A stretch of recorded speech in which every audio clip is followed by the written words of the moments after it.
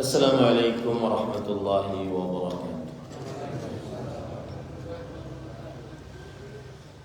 Bismillahirrahmanirrahim. Alhamdulillahi rabbil alamin. Wa bihi nasta'inu ala umuri dunya waddin. Wassalatu wassalamu ala ashrafil anbiya'i wal mursalin, nabiyina Muhammadin wa ala alihi wa ashabihi ajma'in. Amma ba'd. Alhamdulillah, kita bersyukur kepada Allah Subhanahu wa taala pada hari ini, hari Ahad ba'da subuh 19 Jumadil Akhir 1443 Hijriah, kita dimudahkan oleh Allah Subhanahu wa taala untuk duduk bersama kembali membaca kitab Tafsirul Qur'anil Azim atau kitab Tafsir Ibnu Katsir rahimahullah pada surat Al-Fatihah. Salawat dan salam semoga selalu Allah berikan kepada Nabi kita Muhammad sallallahu alaihi wa ala alihi wasallam, pada keluarga beliau, para sahabat, serta orang-orang yang mengikuti beliau sampai hari kiamat. Dengan nama-nama Allah yang husna dan sifat-sifatnya yang mulia, kita berdoa, Allahumma inna nas'aluka ilman nafi'an wa rizqan tayyiban wa amalan mutaqabbala. Allahumma amin. Ahibati fillah, afanillah wa iyyakum. Para jemaah sekalian, jemaah Masjid An-Nur yang saya cintai karena Allah, semoga Allah Subhanahu wa taala selalu memberikan afiat kepada kita di dunia dan di akhirat. Pada kesempatan kali ini kita melanjutkan pembacaan kitab Tafsir Al-Quran Al-Azim atau kitab Tafsir Ibnu Katsir pada surat Al-Fatihah. Pada pertemuan sebelumnya kita sudah membaca beberapa nama dari surat Al-Fatihah. Beberapa nama dari surat Al-Fatihah.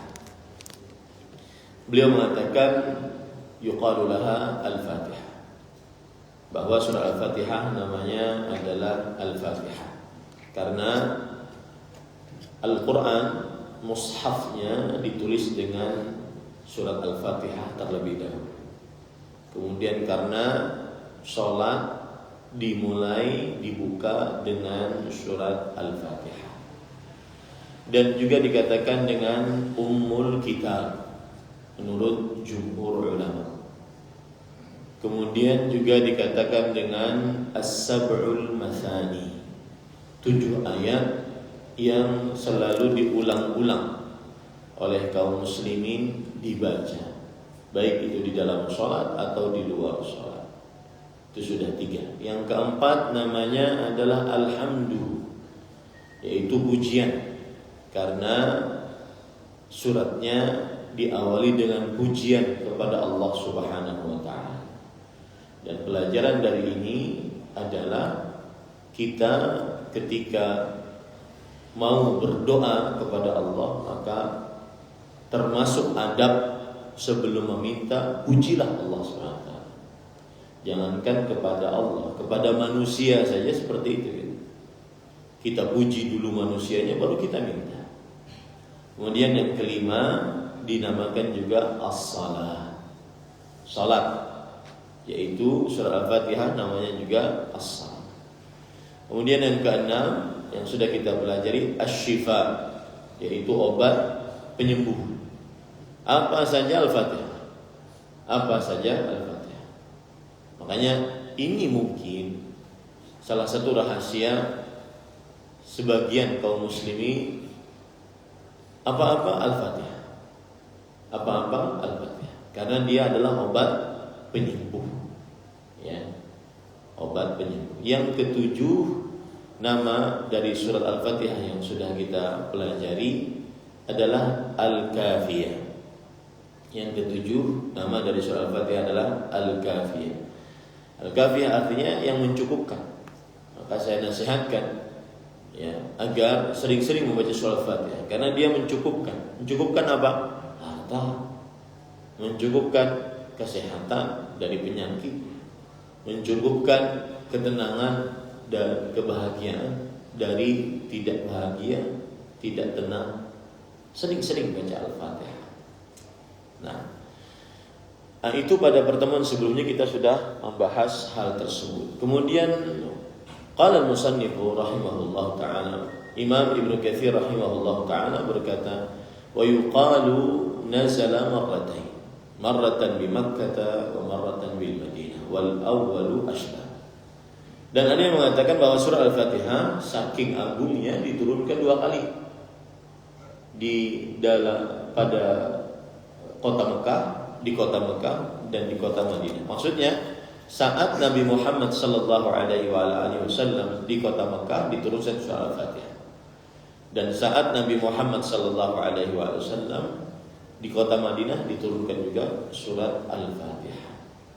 Ya, tapi kata Imam Ibnu Katsir rahimahullah, yang pendapat yang pertama yaitu lebih utama. Maksudnya adalah bahwa surat Al-Fatihah diturunkan di kota Madinah, di kota Mekah menurut pendapat Abdullah bin Abbas radhiyallahu anhu, kemudian Imam Qatadah bin Da'amas Sadusi dan juga Imam Abu Ali. Pendapat sahabat dan pendapat para tabi'in. Kemudian ahibati fillah, setelah itu Imam Ibnu Katsir rahimahullah taala berkata, bahkan ada yang mengatakan setengah-setengah. Haka Abu Laits As-Samarqandi anna nisfaha nazala bi Makkah. Bahwa Abu Laits, seorang ulama besar As-Samarqandi, menghikayatkan setengah dari surah Al-Fatihah diturunkan di kota Mekah, setengah yang lainnya di kota Madinah. Tetapi ini pendapat yang aneh sekali, kata Imam Ibnu Katsir rahimahullah. Baik. Kemudian setelah itu, apa faedahnya kita mengetahui bahwa surat ini diturunkan di kota Mekah, surat ini diturunkan di kota Madinah? Faedahnya adalah kota Mekah kadang-kadang ayat-ayat yang berkaitan dan surat-surat yang berkaitan dengannya berkaitan dengan tauhid. Berkaitan dengan tauhid. Sedangkan kota Madinah berkaitan dengan syariat-syariat.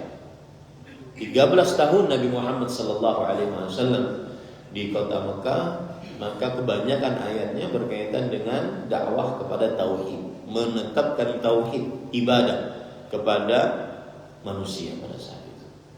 Dan 10 tahun Nabi Muhammad sallallahu alaihi wasallam di kota Madinah, maka kebanyakan ayat-ayat yang turun berkaitan dengan syariat-syariat halal haram, hukum-hukum fikih seperti sholat, seperti azan, kemudian zakat, kemudian haji, kemudian jihad dan seterusnya.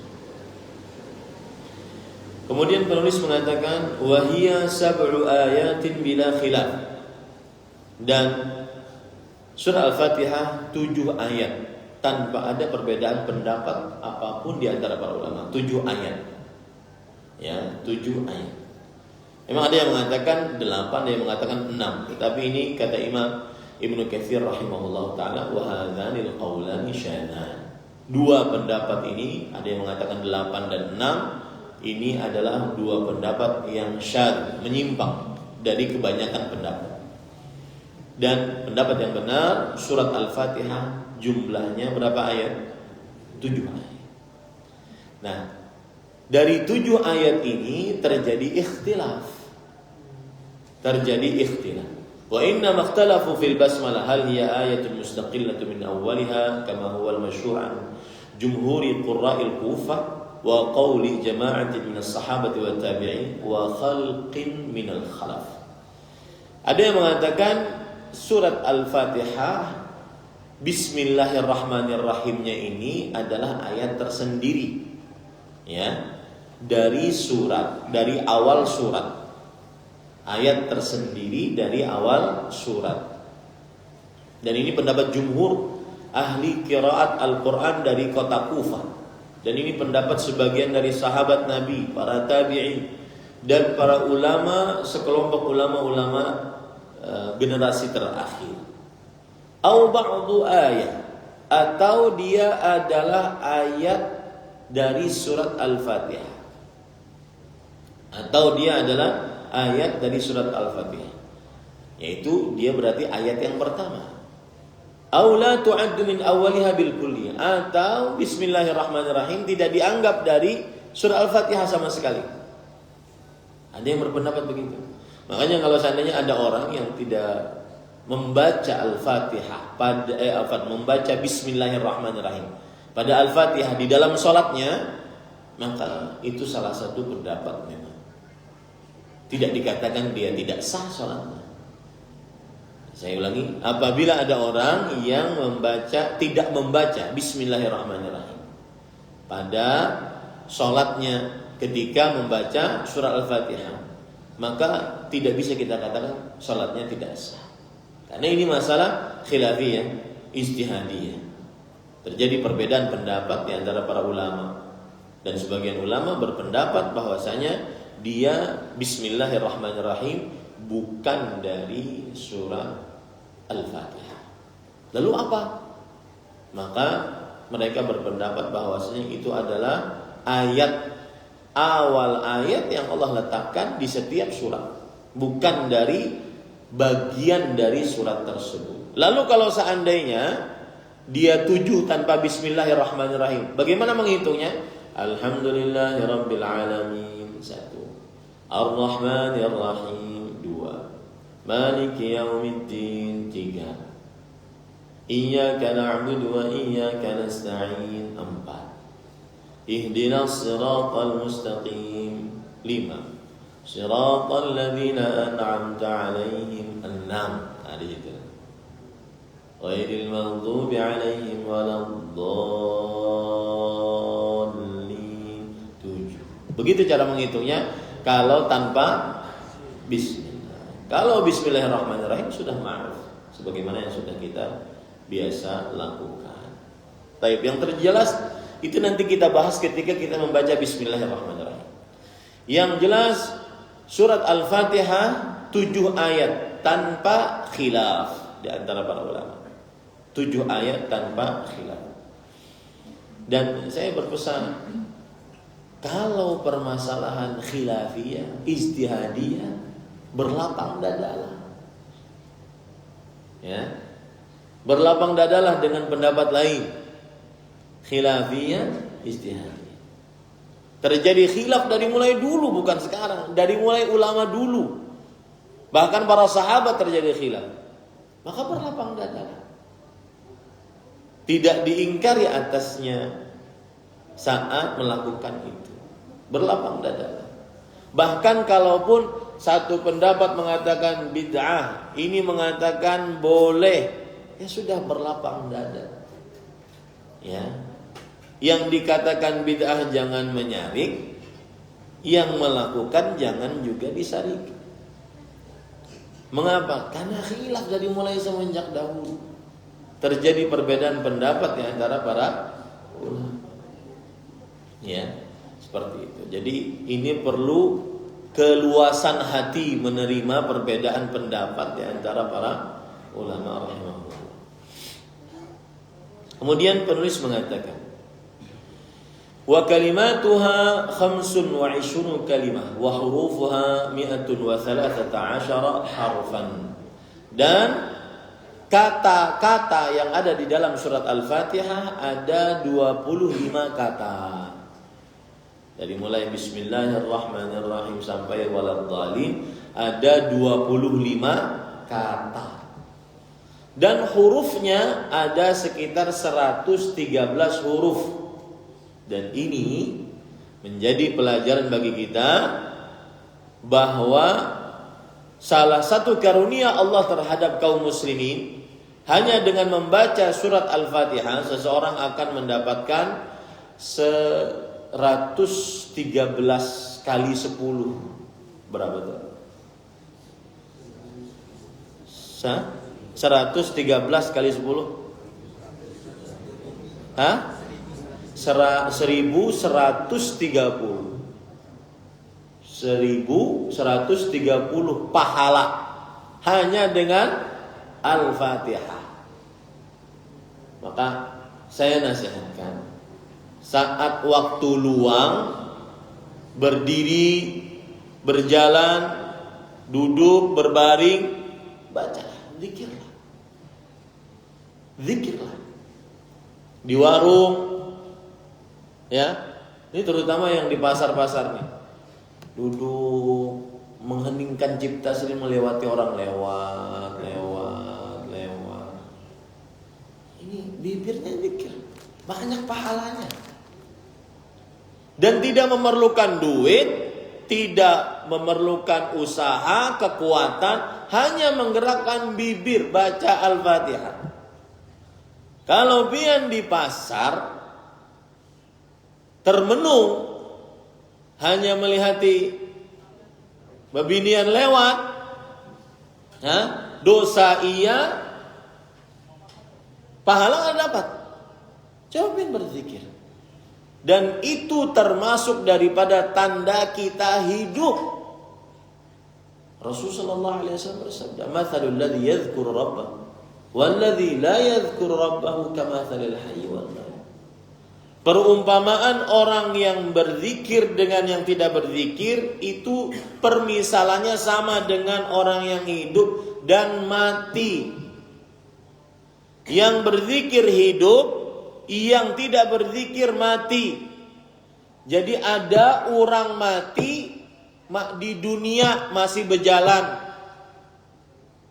masih bernafas. Siapa tuh? Yang tidak berzikir. Ulun pesan mana nih? Ya, yang di pasar, yang di mobil, yang di kantor, menghadangi pelanggan, menghadangi pembeli. Subhanallah. Bahkan zikir la ilaha illallah wahdahu la syarikalah lahul mulku wa lahul hamdu wa ala kulli syai'in qadir. Itu 100 kali pahalanya seperti memerdekakan 10 budak. Satu budak saja kalau kita merdekakan, itu sekujur tubuh kita dibebaskan dari api neraka. Dan coba pian hitung, ya, 100 kali la ilaha illallah wahdahu la syarikalah lahul mulku wa lahul hamdu wa ala kulli syai'in qadir, itu tidak lebih dari 7 sampai 8 menit kalau cepat. Kalau lambat 10 menit. Coba berapa puluh menit pian di pasar, melewati janda tuha lewat. Zikir kan? Subhanallah. Ya, ini hati-hati. Hurufnya berapa tadi? 113 huruf. Rasul sallallahu alaihi wasallam bersabda, "Man qara harfan min kitabillah falahu bi hasanah wal hasanatu bi asyri amsalha wa la aqulu alif lam mim harf walakin alifun harf lamun harf wa mimun harf." Siapa yang membaca satu huruf dari Al-Qur'an, maka dia akan mendapatkan pahala 1 hasanah di setiap hurufnya. Dan 1 hasanah dikalikan 10 berarti 10. Surah Al-Fatihah 113 huruf berarti 1.130.000 hasanah. Hanya Al-Fatihah. Coba berapa hitung? Hitung berapa menit itu baca Al-Fatihah. Ya subhanallah. Ya. Ini Bapak Ibu, saudara-saudari yang dimuliakan oleh Allah Subhanahu wa taala. Kemudian selanjutnya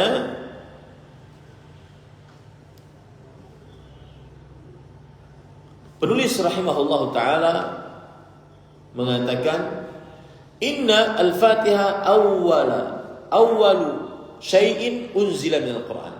Ada yang mengatakan bahwasanya surat Al-Fatihah adalah surat paling pertama yang diturunkan dari Al-Qur'an.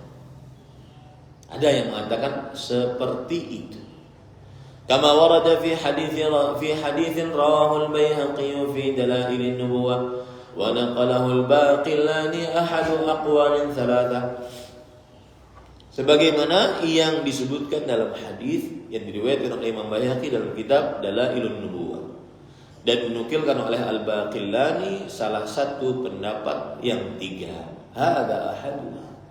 Ini salah satu pendapatnya, yaitu bahwa surah Al-Fatihah adalah surat paling pertama diturunkan dalam Al-Quran. Ada yang mengatakan surat Al-Mudaththir, ada yang mengatakan surat Al-Alaq. Wa hadha huwa sahih, kata Imam Ibnu Katsir. Dan inilah pendapat yang lebih kuat bahwasanya surat Al-Alaq adalah surat yang pertama diturunkan oleh Allah Subhanahu wa taala dalam Al-Qur'an. Sekarang kita menyebutkan tentang zikru ma warada fi fadlil Fatihah. Penyebutan tentang keutamaan surat Al-Fatihah. Ya. Apa faedahnya kita mengetahui keutamaan surat Al-Fatihah? Salah satunya adalah saat kita membacanya, kita mengagungkannya. Saat kita membacanya, kita mengagungkannya. Saya bacakan riwayatnya dengan panjang. Qala al-Imam Ahmad bin Muhammad bin Hanbal rahimahullahu taala fi musnadih. Qala haddatsana Yahya ibn Sa'id an Syu'bah qala haddatsani Khabib ibn Abd al-Rahman an Hafsah ibn Asim عن أبي سعيد بن المعلى رضي الله عنه قال كنت أصلي فدعاني رسول الله صلى الله عليه وعلى آله وسلم فلم أجبه حتى صليت قال وأتيته فقال ما منعك أن تأتيني قال قلت يا رسول الله إني كنت أصلي قال ألم يقل الله تعالى يا أيها الذين آمنوا استجيبوا لله وللرسول إذا دعاكم لما يحييكم ثم قال لو علمنك أعظم سورة في القرآن قبل أن تخرج من المسجد قال فأخذ بيدي فلما أراد أن يخرج من المسجد قلت يا رسول الله إنك قلت لو علمنك أعظم سورة في القرآن قال نعم الحمد لله رب العالمين هي السبع المثاني والقرآن العظيم الذي أوتيته وهكذا رواه البخاري عن مسدد وعلي بن المديني كلاهما عن يحيى بن سعيد القطان به ورواه في موضع آخر من التفسير وأبو داود والنسائي وابن ماجه من طرق عن شعبة به. Imam Ahmad rahimahullah berkata dengan sanadnya sampai kepada sahabat Nabi yang berkunyah Abu Sa'id ibn Mu'alla. Beliau bercerita, aku sedang sholat, lalu Rasul sallallahu alaihi wasallam memanggilku. Kemudian aku tidak memenuhi panggilannya sampai aku selesai sholat. Kemudian aku pun setelah selesai sholat mendatangi beliau, lalu Rasul sallallahu alaihi wasallam bertanya kepadaku, apa yang menahanmu untuk mendatangiku setelah aku panggil? Kemudian aku berkata, wahai Rasulullah, aku sedang sholat. Kemudian Rasul sallallahu alaihi wasallam menyanggah lagi, bukankah Allah berfirman dalam surat Al-Anfal ayat 24, wahai orang yang beriman, penuhilah panggilan Allah dan Rasulnya jika kedua-duanya memanggil kalian.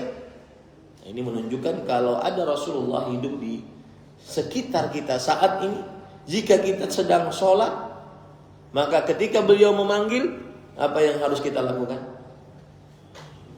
Batalkan sholat. Ya, batalkan sholatnya. Tapi kalau seandainya sekarang orang biasa manggil kita, batalkan tidak? Tidak boleh.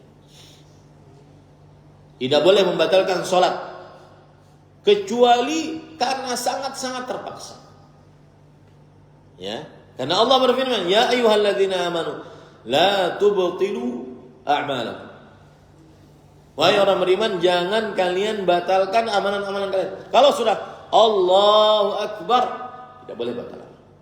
Tidak boleh dibatalkan sholatnya. Ada bini minta bukakan pintu karena hanya datang, kita hanya bertakbir, tidak boleh dibatalkan. Lalu caranya bagaimana? Bukain, habis itu lanjutkan sholat. Boleh tidak? Ya, ini para ikhwan yang dirahmati. Ada anak kecil, kita sudah bertakbiratul ihram. Ada anak kecil main dispenser, takutan kena baju panas, jangan dibatalkan. Maka mati dispensernya atau jauhkan anaknya, lanjutkan sholat. Boleh tidak? Boleh. Paham ini? Ya. Kemudian Rasul sallallahu alaihi wasallam setelah itu bersabda, ini keutamaan surah Al-Fatihah. Sungguh aku akan benar-benar mengajarkan kepadamu surat paling agung di dalam Al-Quran sebelum engkau keluar dari masjid. Ini menunjukkan bahwasanya Al-Fatihah adalah surat paling agung dari Al-Quran. Di dalam Al-Quran terdapat 114 surat. Yang paling agung Al-Fatihah. Bahkan ada penafsiran dari Al-Hasan Al-Basri rahimahullah, beliau mengatakan innallaha anzala mi'ata kitabin wa jama'a sirra hadhihi al-mi'a fi arba'ati kutubin wa jama'a sirra hadhihi al-arba'ah fi al-Fatihah wa jama'a sirra al-Fatihah fi iyyaka na'budu wa iyyaka nasta'in. Ya. Sesungguhnya Allah menurunkan 100 kitab suci. Dan dari 100 kitab suci ini Allah kumpulkan rahasia-rahasia yang ada dalamnya pada 4 kitab suci. Zabur, apa lagi? Taurat, apa lagi? Injil, Al-Quran. Dan Allah mengumpulkan rahasia 4 kitab suci ini pada surat Al-Fatihah, pada Al-Quran. Dan Allah mengumpulkan rahasia Al-Quran pada surat Al-Fatihah. Dan Allah mengumpulkan rahasia Al-Fatihah pada ayat iyyaka na'budu wa iyyaka nasta'in. Dan ayat iyyaka na'budu wa iyyaka nasta'in nanti kita bahas, menarik sekali. Ini membuat kita sangat mendapatkan pelajaran dari iyyaka na'budu wa iyyaka nasta'in. Berarti pelajaran pertama tentang keutamaan surah Al-Fatihah, dia adalah surat paling agung yang pernah ada dalam Al-Quran. Dan itu konsekuensinya berarti surat paling agung dari 4 kitab suci. Itu konsekuensinya juga berarti surat paling agung dari 100 kitab suci yang pernah Allah turunkan. Surah Al-Fatihah. Kemudian ketika Rasulullah SAW mau keluar dari masjid, lalu Abu Sa'id bin Al-Mu'alla berkata, wahai Rasulullah, sesungguhnya engkau tadi berkata, sungguh aku akan benar-benar mengajarimu surat paling agung dalam Al-Quran. Kata Rasulullah SAW, iya, dia adalah Alhamdulillahirabbil alamin. Dan dia 7 ayat yang diulang-ulang. Lihat di sini, Rasul SAW memulai dengan bukan Bismillah, tetapi apa? Alhamdulillah.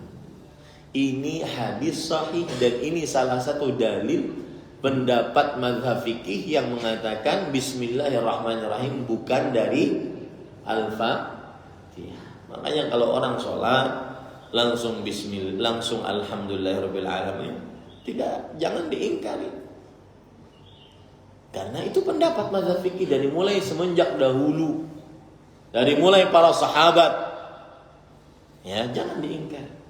Karena Bismillah Al-Fatihahnya. Ulun pernah sholat Jumat, khutbah Jumat.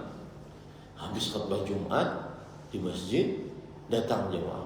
Ustaz, khutbah pian tu menggetarkan hati. Satu aja kurangnya, pian Al-Fatihahnya kada berbismillah. Paham ya? Mau kita katakan, ulun pakai bismillah, cuma pelan. Ulun tetap menganggap bahwasanya Bismillahirrahmanirrahim adalah ayat pertama dari Al-Fatihah. Dan itu pendapat jumhur. Itu pendapat mayoritas para ulama. Cuma dibacanya apa? Pelan. Sebagaimana yang dilakukan oleh Rasulullah sallallahu alaihi wasallam, Abu Bakar As-Siddiq, Umar bin Khattab, Utsman bin Affan radhiyallahu anhu. Karena Anas bin Malik radhiyallahu anhu bercerita, "Shallaitu khalfa Rasulillah sallallahu alaihi wasallam wa Abi Bakar wa Umar wa Utsman wa kanu yusirruna bi bismillahirrahmanirrahim." Aku salat di belakang Rasul sallallahu alaihi wasallam, Abu Bakar, Umar, Utsman, dan beliau senantiasa selalu membaca Al-Fatihah Bismillahirrahmanirrahimnya dengan suara yang lirih. Tapi itu khilaf di antara ulama. Makanya saya katakan tadi berlapang dan dalam perkara itu. Wa hiya sab'ul mathani wal Qur'anul 'azim alladzi utitu, dan dia adalah 7 ayat yang diulang-ulang dan juga Al-Qur'an yang agung yang diberikan kepadaku. Ini para ikhwan yang dirahmati oleh Allah Subhanahu wa taala. Di dalam lafaz yang lain beliau menyebutkan, inni la arju alla takhruja babal masjid hatta ta'lama suratan ma unzila fit Taurati wala fil Injili wala fil Quran mithluha. Aku sangat berharap tidaklah kamu keluar dari masjid ini wahai Abu Sa'id bin Mu'alla radhiyallahu anhu sampai engkau mengetahui sebuah surat tidak pernah diturunkan dalam Al-Quran, tidak pernah diturunkan dalam Injil, tidak pernah diturunkan seperti itu dalam Taurat. Jadi surat Al-Fatihah surat tersendiri. Ini termasuk daripada keagungan dari surat Al-Fatihah. Baik. Kemudian hadis yang lain, para ikhwah yang dirahmati oleh Allah Subhanahu wa taala, termasuk daripada keutamaan surah Al-Fatihah disebutkan oleh Imam Ibnu Katsir rahimahullah di dalam tafsirnya. Saya bacakan hadisnya. Qala al-Bukhari fi fadailil Qur'an حدثنا محمد بن المثنى قال حدثنا وهب قال حدثنا هشام عن محمد عن معبد عن أبي سعيد الخدري رضي الله عنه قال كنا في مسير لنا فنزلنا فجاءت جارية فقالت إن سيد الحي سليم وإن نفرنا غيب فهل منكم راق فقام معه رجل ما كنا نأبنه برقية فرقه فبرأ فأمر له ب30 شاة وسقانا لبنا فلما رجع قلنا له اكتب أكنت تحسن رقية أو كنت ترقى قال لا ما رقيت إلا بأم الكتاب قلنا لا تحدثوا شيئا حتى نأتي أو نسأل رسول الله صلى الله عليه وسلم فلما قدمنا إلى المدينة ذكرناه للنبي صلى الله عليه وعلى آله وسلم فقال وما كنا يدري أنها رقية اقسموا واضربوا لي بسهم. Imam Bukhari rahimahullah ta'ala meriwayatkan di dalam kitab Fadailul Quran dengan sanadnya sampai kepada Abu Sa'id Al-Khudri. Abu Sa'id Al-Khudri seorang sahabat yang terkenal dengan kunyahnya, dan nama aslinya Sa'ad bin Malik bin Sinan. Dan kunyah itu sudah dipakai oleh orang Banjar. Orang Banjar memakainya. Abahnya utuh. Itu kunyah sebenarnya. Ya. Kalau di Arab kan Abu Fulan, Abu Muhammad, Abu Sa'id, abahnya Galuh tuh nah. Itu kunyah sebenarnya. Dan kunyah sunnah Rasul. Bapak ibu yang belum punya kunyah, maka berkunyah. Itu sunnah Rasul sallallahu alaihi wasallam. Bukan ajaran orang Arab. Yang benci pada lawan orang Arab, Nabi pian itu orang Arab, subhanallah. Itu ajarannya kaum liberal. Membenci kaum Arab itu ajarannya kaum liberal. Ya. Nabi berasal dari Arab. Kemudian Al-Qur'an berbahasa Arab. Hadis berbahasa Arab. Dan sering sekali ada orang yang meremehkan orang Arab dengan cara begini. Perhatikan. Ini para jamaah banyak ambil di sini kan. Ini pian bisa jawab dengan gini. Mengapa Nabi Muhammad SAW diutus kepada orang Arab? Karena orang Arab paling bejat. Itu bohong. Itu penafsiran yang keliru. Karena orang Arab, dan ini disebutkan oleh para ulama. Dan saya dapatkan faedah ini dari Syekh Masyhur Hasan Salman Al-Syekh Abu Ubaidah, murid senior dari Imam Al-Albani rahimahullah. Karena orang Arab memiliki dua sifat. Mengapa Nabi dan Rasul diutus dari orang Arab? Karena orang Arab memiliki dua sifat. Yang pertama as-sidq. Al-Arabi la yakdzib. Orang Arab tidak dusta. Dan ini manfaat untuk menyampaikan risalah. Satu huruf pun tidak pernah dikurangi, tidak pernah diinovasi, tidak pernah direnovasi oleh Rasulullah SAW. Apa yang dapat dari Jibril, apa yang dapat dari Allah Subhanahu wa taala disampaikan seitu-itunya. Al-Arabi la yakdzib. Orang Arab tidak berdusta. Kemudian yang kedua, amanah. Al-Arabi amin. Makanya Nabi Muhammad SAW berperang, dibenci oleh orang-orang kafir Quraisy, tetapi harta mereka disimpan bersama Rasulullah SAW. Ini model jenis apa ini? Ini permusuhan jenis apa ini?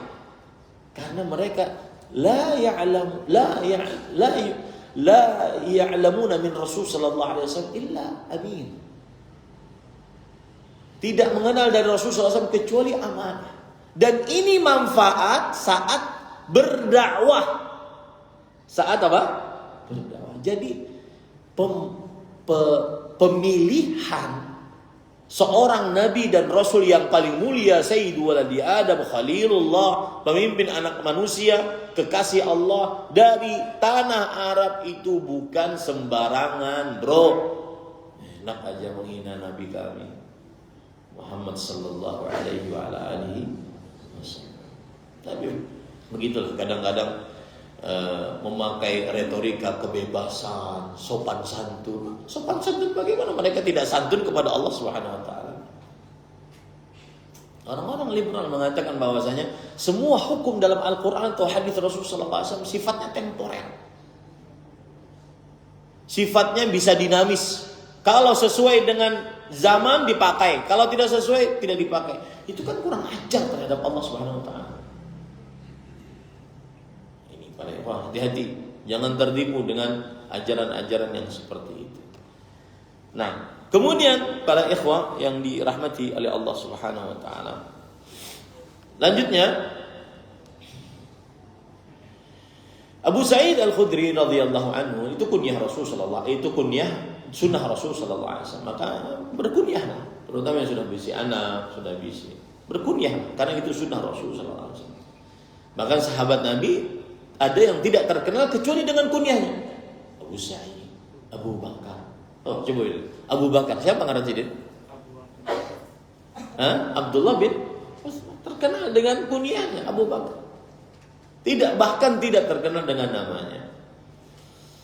Abu Sa'id Al-Khudri berkata, kami pernah berjalan bersafar. Lalu kami turun di sebuah daerah, lalu datang seorang anak kecil perempuan. Kemudian setelah itu si anak kecil perempuan ini berkata, sesungguhnya pemimpin di kampung kami sedang sakit.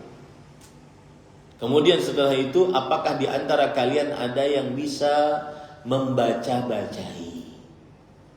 Meruqyah. Ruqyah itu artinya membaca-bacai. Maka akhirnya datanglah seseorang dari kami, yaitu Abu Sa'id Al-Khudri sendiri, dan di sini beliau menyembunyikan status beliau. Jadi termasuk keikhlasan. Datanglah seorang laki-laki dari kami bersama anak perempuan tersebut, kemudian kami mendatanginya dan meruqyahnya. Kemudian setelah itu diberi hadiah dengan 30 kambing. Ini menunjukkan bahwasanya boleh menerima hadiah saat meruqyah, asal jangan pakai tarif. Aku mau meruqyah sekali Al-Fatihah 500.000. Ya sama tuh penjualan nih.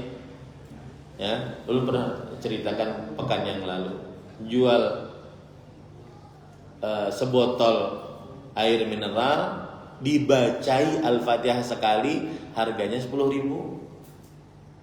Kalau seandainya 15 kali, harganya 150. Maka boleh atau tidak? Maka ulun apa jawab semalam? Asal hukumnya boleh. Cuma dikhawatirkan menjadikan komersil. Ya, maka lebih baik dijauhi. Jadi kalau berbicara asal hukum dia boleh. Dalilnya ini. Wa ma adraka. Kemudian setelah itu mereka diberi 30 kambing, kemudian setelah itu diberikan air susu kambing tersebut. Kemudian setelah pulang yang meruqyah tadi Abu Sa'id Al-Khudri, orang-orang bertanya, apakah engkau bisa meruqyah? Ataukah engkau kebiasaan kamu meruqyah? Kemudian Abu Sa'id Al-Khudri berkata, tidak. Aku tidak meruqyah kecuali dengan Al-Fatihah. Lihat Pak, cuma Al-Fatihah. Jadi biar kalau seandainya ya ada yang kesurupan di rumah, ada yang sakit-sakit, tidak perlu jauh-jauh datang ke tukang ruqyah, orang saleh, tuan guru, tidak perlu. Kita sendiri ruqyah, cuma Al-Fatihah. Ma raqaitu illa bi ummil kitab. Aku tidak membacai Al-Fatihah kecuali ummul kitab. Oh berarti tidak boleh datang ke orang atau orang saleh, tuan guru, boleh. Tetapi kita pun juga punya kesempatan untuk meruqyah. Karena bacaannya cuma apa tadi? Al-Fatihah. Kemudian ini penting. Lalu para sahabat yang lain mengatakan, sudah, Jangan ada yang bicara tentang ini sampai kita mendatangi atau bertanya kepada Rasul sallallahu alaihi wasallam. Artinya, ruqyah dengan Al-Fatihah bolehkah kada? Jangan ada yang berpendapat. Mengambil upah dari pembacaan Al-Fatihah sebagai ruqyah boleh kada? Jangan ada yang berpendapat sampai kita bertanya kepada Rasulullah. Ini kebiasaan para sahabat. Ini namanya manhaj. Ini namanya metode beragama. Tidak mengerjakan apapun kecuali dengan dalil. Jadi jangan pernah bosan bertanya dalil. Ustaz, dalilnya apa? Ustaz, dalilnya sahihkah? Jangan pernah bosan. Itu hak pian, hak umat Islam. Bertanya dalil kepada tokoh agama. Ya, itu hak. Karena kita beramal ingin diterima Allah Subhanahu wa taala. Lihat ini. Ini kebiasaan mereka. La tuhadditsu syai'an hatta na'tiya aw nas'ala Rasulullah SAW. Jangan kalian berbicara apapun sampai kita datang dan bertanya kepada Rasulullah SAW. Bujur kada perkataan ini? Ruqyah dengan Al-Fatihah bolehkah? Mengambil upah dari ruqyah bolehkah? Jangan ada yang berpendapat apapun. Jadikan itu metode hidup sampai mati. Tidak beramal apapun besar kecil kecuali ada dalilnya. Tahu kita dalilnya. Dengan begitulah para sahabat dapat ridha Allah. Dengan begitulah para sahabat dijamin surga. Dengan begitulah para sahabat diampuni dosa. Itu metode hidup mereka. Tidak beramal kecuali dengan apa? Dari Al-Quran atau hadis-hadis yang sahih Rasulullah sallallahu alaihi wasallam. Datanglah mereka ke kota Madinah bertanya kepada Rasulullah sallallahu alaihi wasallam. Kemudian apa kata Rasulullah SAW? Wa ma kana yudri anna ruqyah. Apakah dia tidak tahu bahwasanya itu ruqyah? Kata seakan-akan Rasulullah SAW berkata, iya benar, itu adalah surat untuk meruqyah, mengobati, membaca-bacai. Dan di sini terdapat pelajaran juga bahwasanya ruqyah bukan hanya urusan kesurupan jin. Ruqyah itu bisa penyakit kena sengatan kalajengking, bisa karena panas, bisa karena luka. Bahkan asal hukum ruqyah pada penyakit-penyakit yang lahiriah, bukan batiniah. Tapi terkenal sekarang ruqyah itu hanya untuk orang yang kesurupan jin tombang. Ya. Sedangkan luka tidak diruqyah. Anak gugur tidak diruqyah, baca Al-Fatihah. Ya, ini Bapak Ibu saudara-saudari. Kemudian aqsimu wadribu li bisaham. Bagikan itu kambingnya. Ya, ini menunjukkan bahwasanya boleh menerima apa? Upah. Nah, ulun hendak mempandir juga. Ini perkara tabu. Dan dari sini juga dalil. Ini agak tabu bagi sebagian ustaz. Boleh menerima amplop saat pengajian. Kenapa? Karena Rasulullah SAW inna ahaqqa ma akhadtum ajran kitabullah. Sesungguhnya yang paling berhak kalian ambil upahnya adalah mengajari Al-Quran. Ya, boleh.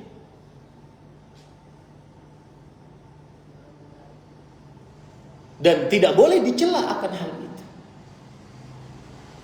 Tidak boleh dicela akan hal itu. Meskipun bukan mampu. Ini para ikhwan yang dirahmati, tapi ulun menjelaskan. Kadang-kadang ini permasalahan tabu yang mungkin sebagian orang kurang mau menjelaskan. Tapi ini boleh. Karena sudah ngajari kita ayat Quran, hadis Rasul, ngajari ilmu agama, boleh. Yang tidak boleh dijadikan komersil. Aku kada mau datang kecuali 3 miliar. Nah, komersil saja. Ya. Karena berarti niatnya berubah, bukan ngajari lagi. Dibari orang alhamdulillah, kada dibari kita kada minta. Bisa pahamilah? Baik. Baik. Berarti faedah yang kedua atau keutamaan surah Al-Fatihah yang kedua adalah dia surat untuk ruqyah, mengobati. Ya, dan mengobati di sini hukum penyakitnya apapun, baik lahiriah ataupun batiniyah. Luka-luka, dan saya pernah mengatakan, kalau kita berbicara tentang sebab, maka ada di sana sebab qadari, sebab syar'i. Salah satu yang lebih utama dari dua sebab ini adalah sebab syar'i dibandingkan sebab qadari. Ada anak luka, langsung kita mana betadin, mana minyak obat habang, ya. Padahal lebih utama baca Al-Fatihah. Itu lebih utama didahulukan dibandingkan obat qadari, meskipun boleh memakai obat qadari, betadin dan semisal. Nah, kemudian hadis yang ketiga yang menunjukkan keutamaan dari surat Al-Fatihah, yaitu saya bacakan hadisnya, dan saya sengaja membacakan hadis ini biar kaum muslimin seakan-akan merasakan di tengah majlisnya para ulama mereka dahulu seperti itu. Ya. Haditsun akhar روى مسلم في صحيحه والنسائي في سننه من حديث أبي الأحوص سلام بن سليم عن عمرو بن رزين عن عبد الله بن عيسى بن عبد الرحمن بن أبي ليلى عن سعيد بن جبير عن ابن عباس رضي الله عنهما قال بين رسول الله صلى الله عليه وسلم عنده جبريل إذ سمع نقيضا فوقه فرفع جبريل بصره إلى السماء فقال هذا باب قد فتح من السماء ما فتح قط قال فنزل منه ملك فأتى النبي صلى الله عليه وسلم فقال أبشر بنورين قد أوتيتهما لم يؤتهما نبي قبلك فاتحة الكتاب وخواتم سورة البقرة لم تقرأ حرفا منها إلا أوتيته وهذا لفظ النسائي ولمسلم ونحن. Imam Muslim meriwayatkannya dan juga Imam An-Nasai dari Abul Ahwas bin Salam bin Sulaim dengan sanadnya sampai kepada Abdullah bin Abbas radhiyallahu anhu. Abdullah bin Abbas terkenal dengan panggilan Ibnu Abbas. Ibnu Abbas artinya anak Abbas. Namanya siapa? Abdullah. Tapi terkenal dengan panggilan Ibnu Abbas. Ya. Kenapa? Karena Abbas mempunyai kedudukan di sisi Rasul sallallahu alaihi wasallam. Siapanya Rasulullah? Beliau paman. Ya. Bapak Nabi itu Muhammad bin Abdillah. Bapak Nabi namanya Abdullah. Abdullah mempunyai saudara namanya Abbas. Berarti kan sangat parah lawan Rasul. Makanya dikatakan anaknya Ibnu Abbas, anak Abbas. Karena kedudukan sebagai paman Rasul sallallahu alaihi wasallam. Dan pelajaran menarik, terutama nih anak-anak muda dan pian-pian yang masih memiliki anak-anak muda. Tidak ada kata terlambat. Yang mungkin anaknya tidak di pesantren, yang mungkin anaknya tidak di lembaga pendidikan Islam. Tidak ada kata terlambat. Banyak doa agar anak kita lebih berkutat dengan ilmu agama. Banyak doa. Meskipun nanti anak pian berdagang, anak pian jadi orang pegawai negeri ataupun jadi bukan urusan di agama, tetapi mulai dari umur 0 sampai umur 19 usahakan dekat dengan ilmu agama. Karena kita manusia pasti mati. Setelah mati tidak ada lagi waktu untuk beramal. Yang bisa meneruskan pahala yang sampai kepada kita siapa? Maka pelajaran dari seorang Ibnu Abbas radhiyallahu anhu adalah beliau di masa muda sangat gigih. Abdullah bin Abbas ini ketika Rasul sallallahu alaihi wasallam wafat, umur beliau ketika itu hanya sekitar 20-an lebih. Mungkin 21, 22 sekitar itu. Kemudian beliau mengajak teman akrab beliau, "Hayya nati ashab Rasul sallallahu alaihi wasallam wa hum al-an kuthur." Ayo kita datangi sahabat-sahabat Rasul sallallahu alaihi wasallam. Mereka yang punya hadis Rasul sallallahu alaihi wasallam kita datangi. Mereka sekarang masih banyak belum mati. Kata sahabat ini, "Ngapain? Engkau tidak akan juga jadi ulama. Engkau tidak akan juga jadi ulama." Ngapain datangi mereka? Akhirnya berpisahlah dua teman ini. Abdullah bin Abbas menuntut ilmu, temannya sibuk berdagang. Tidak berapa lama waktu berlalu, Abdullah bin Abbas sudah duduk menjadi ahli fatwa. Ditanya oleh orang-orang. Temannya tadi melihat dari jauh dan berkata, "Kana hadzal fata aqala minni." Itu temanku, pemuda itu lebih cerdas daripadaku.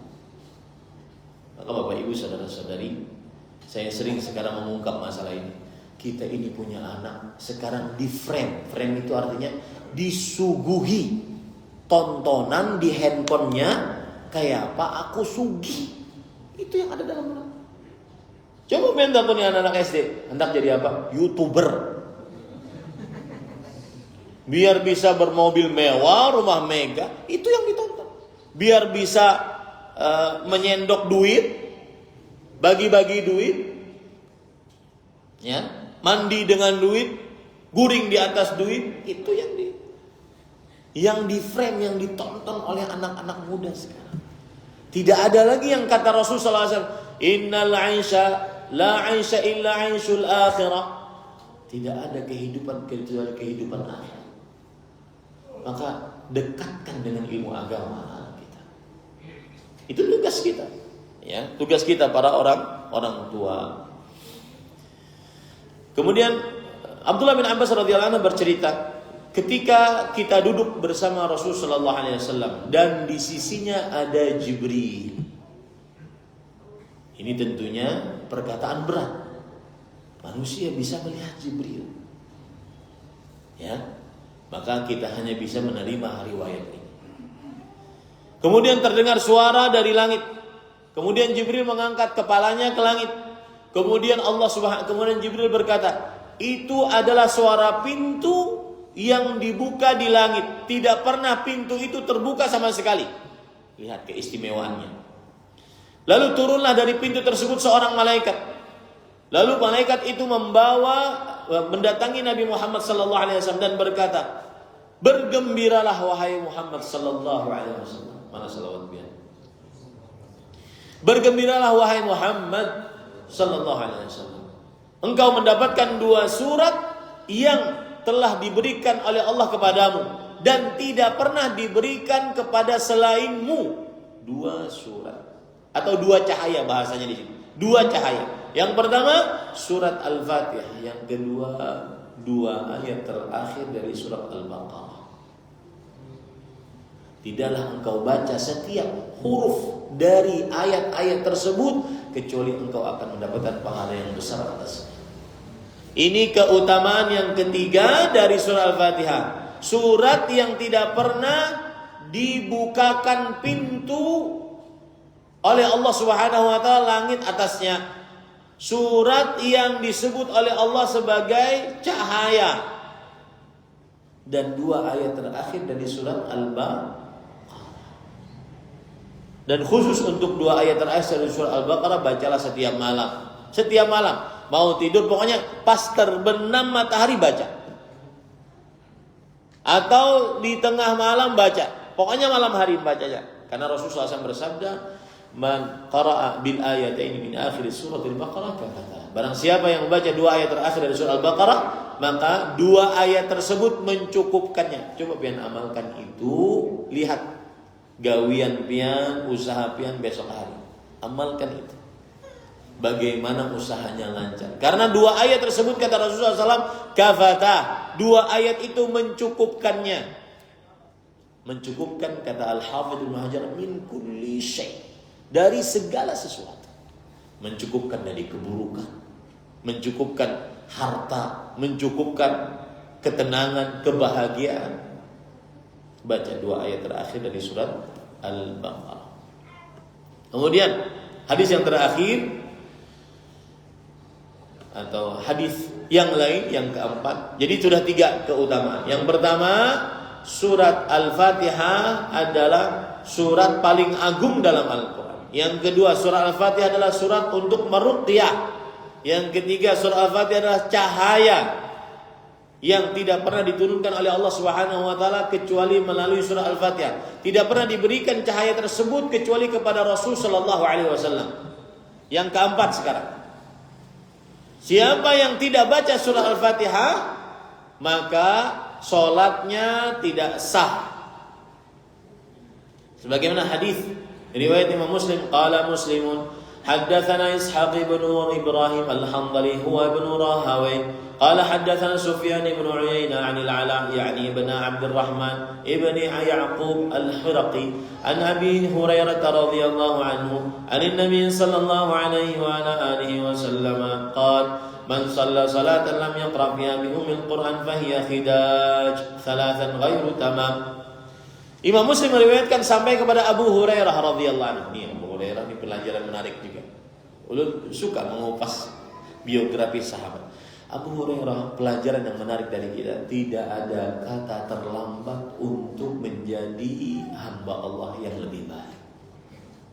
Aku sudah tua, sudah banyak dosa, tercampur yang halal dan yang haram, bingung aku kayak apa mau memulainya.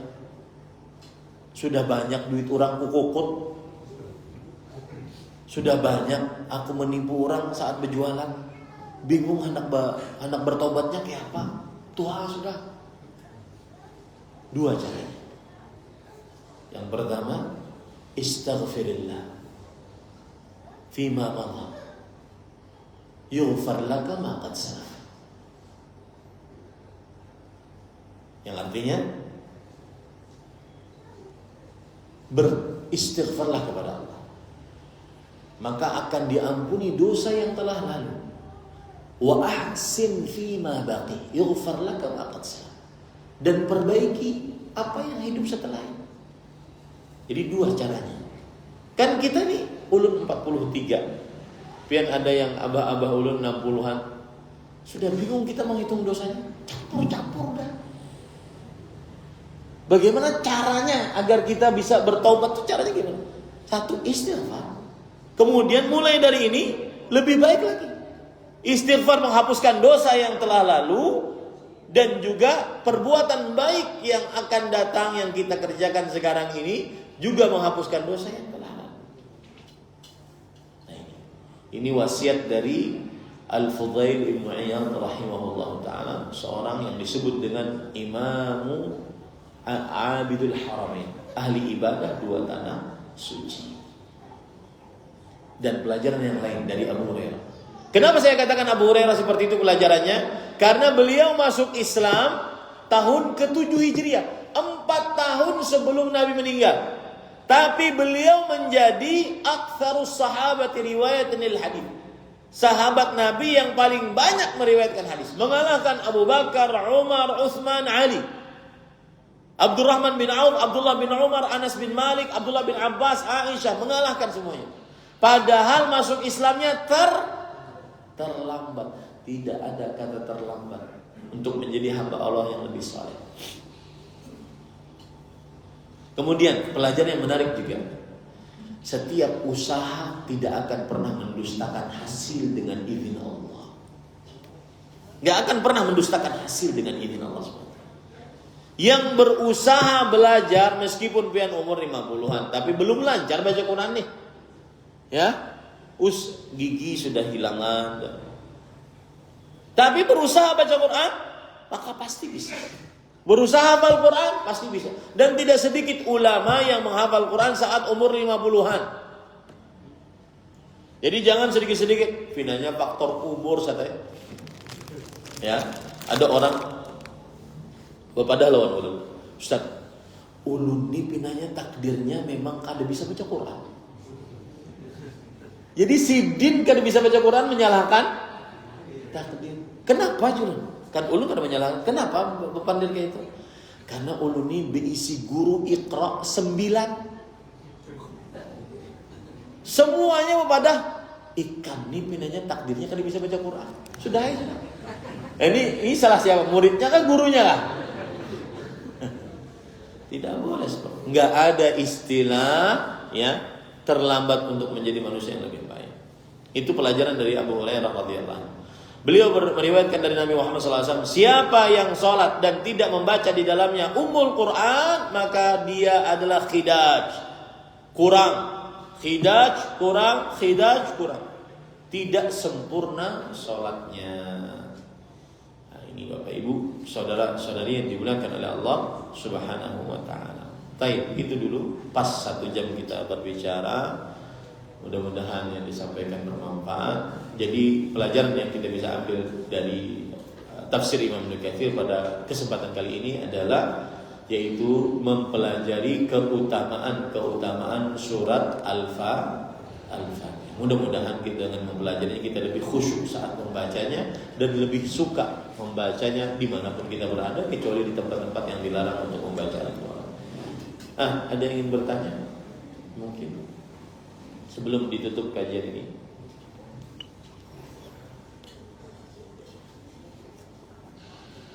Ada dalam. Waalaikumsalam. Nggih, amin. Kalau kita jadi makmum, Nggih. imam baca, perubahan baca itu ada. Bagus pertanyaannya. Ami bertanya, kalau kita makmum, kemudian imam membaca Al-Fatihah, apakah makmum membaca Al-Fatihah juga kada? Maka ini terjadi ikhtilaf di antara para ulama. Ada yang mengatakan makmum wajib membaca. Dan ini pendapat jumhur. Imam yang 4 mengatakan itu. Ya, pendapat jumhur. Imam Syafi'i, Imam Malik, Imam Ahmad mengatakan wajib baca. Kenapa? Berdasarkan ayat hadis tadi. Dan juga berdasarkan hadis yang lain. Rasulullah SAW bersabda, "Man lam yaqra' bi Fatihatil kitab la salata lahu." Tidak, siapa yang tidak baca surah Al-Fatihah maka tidak sah salatnya. Maka kata mereka ini adalah haknya umum, imam dan makmum wajib baca. Nah, nanti pendapat ini sendiri terjadi ikhtilaf di antara mereka. Apabila bacanya, pendapat ini sendiri terjadi ikhtilaf di antara mereka. Apabila bacanya, apakah saat imam baca bersamaan ataukah setelah imam baca? Kalau setelah imam baca ada cukup, ya. Ataukah pokoknya imam baca, makmum juga baca. Akhirnya tidak mendengarkan apa yang dibaca. Jadi terjadi ikhtilaf di antara mereka. Pendapat ini bahwasanya wajib makmum juga membaca Al-Fatihah. Wallahu a'lam. Ada ulama yang berpendapat bahwasanya jika imam membaca Al-Fatihah, maka makmum cukup mendengarkan. Hal ini berdasarkan keumuman ayat idza quri'al Qur'an fastami'u lahu wa ansitu la'allakum turhamun. Jika dibacakan Al-Qur'an, dengarkan dengan baik dan tidak bergerak kecuali berusaha untuk memahami apa yang dibaca agar kalian mendapatkan rahmat. Ini ayat meskipun umum tetapi bisa dipakai sebagai dalil umum atas makmum tidak membaca saat imam membaca dengan suara yang keras. Kemudian juga ada hadis dari Abu Hurairah radhiyallahu anhu bahwa Rasulullah SAW membaca Al-Fatihah. Kemudian di belakang ada yang baca juga. Kemudian kata Rasulullah SAW, "Mali unaza'u fil Qur'an." Mengapa bacaanku ditandingi? Mengapa bacaanku ditandingi? La taf'alu. Jangan kalian lakukan itu. Akhirnya orang-orang tidak melakukannya. Tetapi Al-Fatihahnya masih. Surat yang lain tidak membaca tetapi Al-Fatihahnya masih. Lalu kelamaan Abu Hurairah radhiyallahu anhu bercerita, "Fantahan nasu min qiraati illa fi ma jahara Rasulullah SAW." Maka orang-orang makmum-makmum berhenti membaca di belakang Rasulullah SAW. Ya. Kecuali yang Rasulullah SAW tidak membacanya dengan suara yang keras. Hadis riwayat Imam Malik dalam kitabnya Al-Muwatta. Maka saya lebih condong kepada pendapat ulama ini, yaitu apabila imam membaca dengan suara yang keras seperti sholat subuh, seperti sholat maghrib rakaat pertama rakaat kedua, sholat isya rakaat pertama rakaat kedua, sholat Jum'ah, maka makmum tidak membaca Al-Fatihah, cukup mendengarkan. Adapun jika makmum membaca dengan suara yang rendah, lirih, maka makmum membaca. Wallahu a'lam. Begitu. Dan yang lain? Nah, di belakang. Silakan kasih mic-nya biar kedengaran. Assalamualaikum warahmatullahi wabarakatuh. Waalaikumsalam. Anak takut Ustaz. Biasanya kita kalau ada perkumpulan atau di instansi, biasanya kalau kita kumpul-kumpul, biasanya untuk keberkahan acara ini, marilah kita sama-sama dulu membaca surah Al-Fatihah. Kemudian biasanya membaca doa. Nah, yang menurut aku ini, apakah itu termasuk bid'ah atau bagaimana? Terus kalau misalnya kita diajak di pengajian atau di mana misalnya, ayolah kita membaca dulu surah Al-Fatihah. Apa kita umpat juga atau bagaimana? Takutnya termasuk bid'ah. Padahal tadi kan Al-Fatihah ini memang harus sering dibaca, Ustaz. Bagaimana mungkin pendapat Anda? Ya, bismillah, alhamdulillah, wassalatu wassalamu ala rasulillah wa ala alihi washabihi wa wala. Itulah yang saya bilang tadi, itu mungkin rahasia sebagian kaum muslimin apa-apa Al-Fatihah. Ala hadhihi niyyah Al-Fatihah. Thumma Al-Fatihah. Wa kadzalika Al-Fatihah.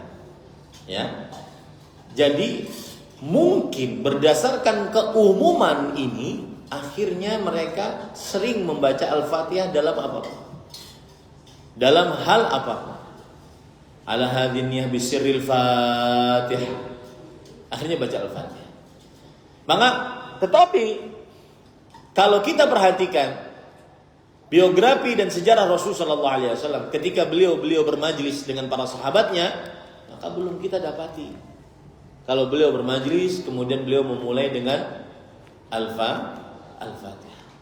Maka dia lebih condong tidak disunnahkan. Tidak disunnahkan. Mengapa? Karena Rasulullah SAW jika mengerjakannya pasti ada riwayatnya. Jika mengerjakannya pasti ada riwayatnya. Sedangkan beliau bermajlis dengan para sahabatnya sering. Dan itu tidak ada riwayat bahwasanya beliau sebelum bermajlis beliau mengucapkan bisirril Fatihah. Ala hadhihi Al-Fatihah. Belum kita dapati. Ya, maka tidak disunnahkan. Saya tidak berani mengatakan dia bid'ah, tetapi tidak disunnahkan untuk mengerjakan hal tersebut. Paham Pak? Wallahu a'lam. Lalu kalau kita diajak begitu dan hadir di situ bagaimana? Maka jawabannya diam saja. Ya, tidak kita mengerjakannya. Wallahu a'lam. Nah, ada yang lain? Tadi ada yang angkat tangan? Kada jadi. Sudah terjawab kalau lah. Baik. Pinanya susu mah hadangi kita sudah. Nastati bi kafaratul majlis subhanallah. Asyhadu an la ilaha illa anta astaghfiruka wa atubu ilaik. Wassalamu alaikum